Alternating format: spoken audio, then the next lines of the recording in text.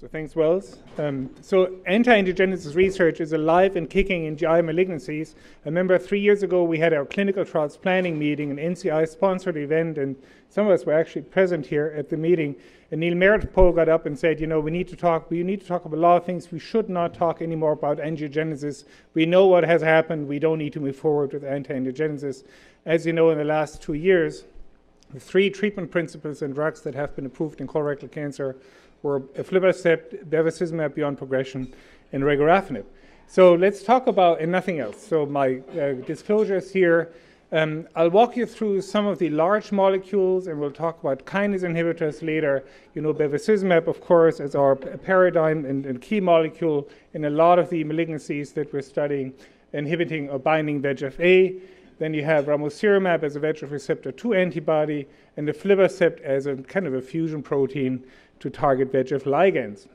And we'll focus a little bit about ramucirumab because ramucirumab is the new kid on the block, which I'll surely expect will get FDA approval and regulatory approval around the world in gastric cancer.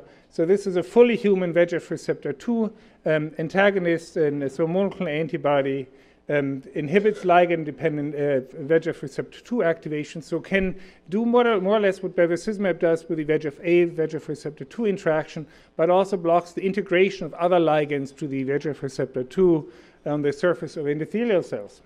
What really put ramucirumab on the map in gastric cancer was initially the REGARD study, which is now published, and it was presented about a year ago. A second-line trial, ramucirumab in advanced gastric cancer versus placebo, 2-to-1 randomization. This was a question, is it ethical to really randomize patients second-line gastric cancer to placebo? Regardless, the overall survival and progression-free survival curves show benefit, and the results are very similar to what we see with regorafenib in a refractory colorectal cancer setting. And whatever you see now with hazard ratios when we talk about anti-angiogenesis, it's in the range around 0.8, 0.77 here, like the REGARD study.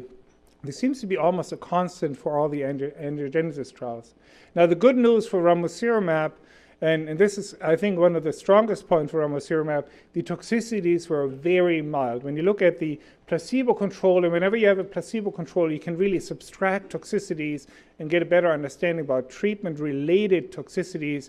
Because, it's easy to see that fatigue, for instance, is even worse on placebo numerically than on ramucirumab because, fatigue can not just be treatment-related, but also cancer-related. So whatever you see here, slice and dice at grade 3 toxicities and higher, it's very low toxicity profile with ramucirumab.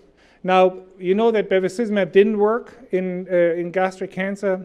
The question that was discussed, initially when the data came out, why did bevacizumab not work and why did ramucirumab work? They should do more or less the same thing.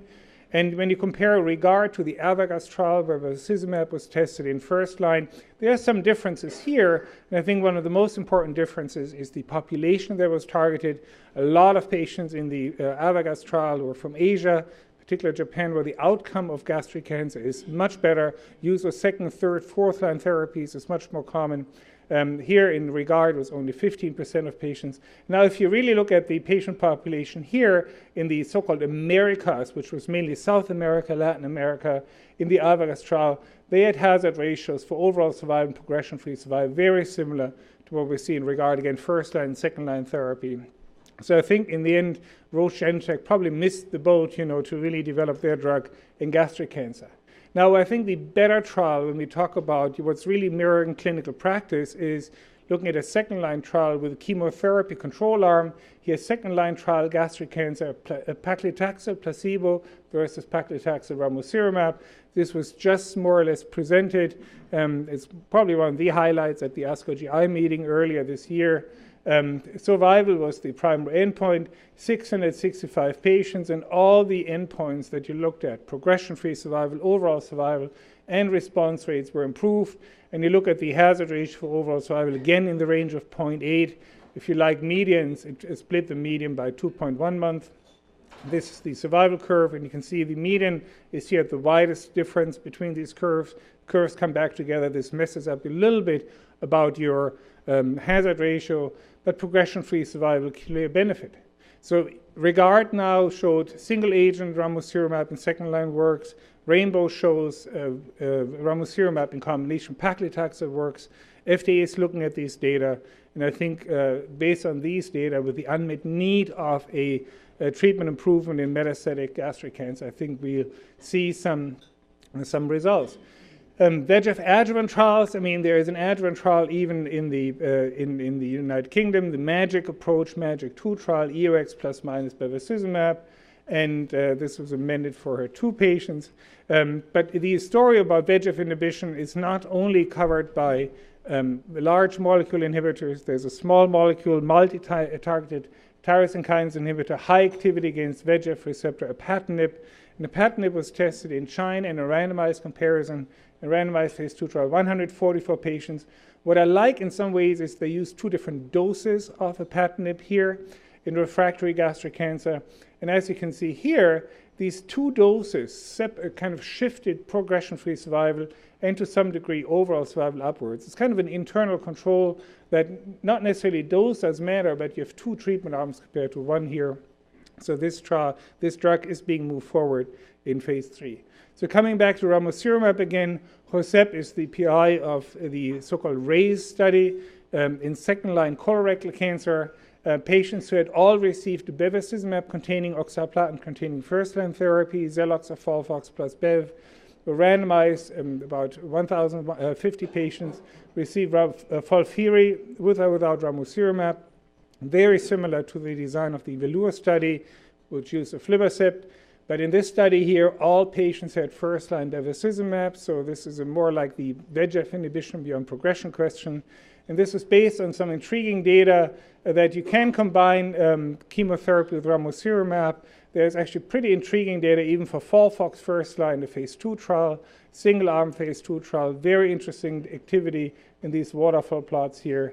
So we'll see what the RAISE study does. I mean, the study has finished accrual, and hopefully Josep will see data sometime next year if we see the data at some point. Now, kinase inhibitors, of course, you know the human kinome tree. Kinases, serine, threonine, and tyrosine kinases really drive pathways, and we already heard some of the pathway understanding that we look at when we talk about cancer therapy. So using these kinase inhibitors makes a lot of sense to modify tumor behavior, but also angiogenesis. And we've talked about regorafenib already in some degree. It's approved in various countries around the world. And this is what we look at when we look at the kinome inhibitor profile. How much does regorafenib differ from sorafenib, axitinib, or whatever? You can look at these trees, and the size of this red bubble indicates how much inhibitory potential your inhibitor has. And there are some inhibitors which are more promiscuous than others, etc. So this is how we look at kinase inhibition. And the observations I like to make in multi-kinase inhibitors in colorectal cancer, we had an abundance of negative trial. Remember, Scott Coppitz had a slide which said, you know, there's really not at all anything on the horizon. Remember that, Scott? You know, nothing. And we invited you to give talks, you know, why do they all fail? And I think they mainly fail because they're all added to chemotherapy, mainly to FOLFOX up front or second-line therapy, and only regorafenib worked. The question that I have is a really unique property of regorafenib, or could we have done something similar, seen something similar with other drugs, like, for instance, sorafenib, etc. On the other hand, we know perifocin and brivanib had pretty, not pure trials, not single agent, but last-line salvage therapy setting, and they did fail quite nicely, actually, or miserably. So the inhibition of, it's miserably probably, regorafenib, multi-kinase inhibitor, you know, we inhibit a lot of these pathways. We could conduct a trial 2-to-1 randomization against placebo in a last-line setting with a high unmet need. This trial accrued very rapidly and did produce a survival difference here, which led to the approval of this agent in various countries. Now, the question that I have for regorafenib in colorectal cancer specifically, and it is being investigated in other cancers, as I'll show you in a minute, is where should we regorafenib develop? And I think it is better used as single agent. So what about maintenance therapy? Should we use an induction maintenance therapy with regorafenib? Could we use it as adjuvant therapy? Oral agents better than IV therapy longer term. Combination with chemotherapy, we're trying it right now. Is it really better than anything we've tried and failed? And will we ever have a predictive biomarker? And of course, the question of biomarkers in anti-VEGF therapy, angiogenesis therapy, is a difficult one because we have not found a biomarker really. So these are key phase 2-3 trials in GI malignancies with regorafenib right now. This is not a comprehensive list. There's a lot more going on. There's a lot more going on beyond actually GI malignancies. I want to highlight there's actually, in fact, an adjuvant trial after liver resection open right now. This is a worldwide registration trial, which will include centers in the United States. First line in frail patients. This is a trial that is being run in Italy. Maintenance therapy in Spain. This is a trial maintenance therapy in Italy. Should we reverse the sequence EGF-receptor antibody first and then regorafenib followed by EGF-receptor antibody? That's the so-called reverse trial in Japan. And there are trials in HCC, as you already saw, pancreas, gastroesophageal, and esophageal cancer, which is actually led by Memorial Sloan Kettering. So these are all things. So let's talk about some other things. You know, angiopoietin system, angiopoietin 1 and 2. Ang 1 and 2 are ligands of the so-called Tie2, Tie1 receptors. They're kind of antagonists, and the bottom line for our purpose here is that higher Ang2 expression kind of prepares endothelial cells for the effect of VEGF, kind of makes these endothelial cells more dynamic to respond to the pro-angiogenic activity of VEGF. So there are a lot of angiopoietin or Tie2 inhibitors in clinical trials. Most advanced, a peptibody, kind of a non-antibody peptibody against Ang 1 and 2. Then some interesting construct using a peptide ligand fused to an FC molecule, COVAX body compounds, a cross-map antibody looking at kind of a component of anti-VEGF therapy and anti-angiopoietin antibody fused together. And of course, regorafenib is also a Tie2 inhibitor. So there's a lot of research going on right now. We don't have definitive data.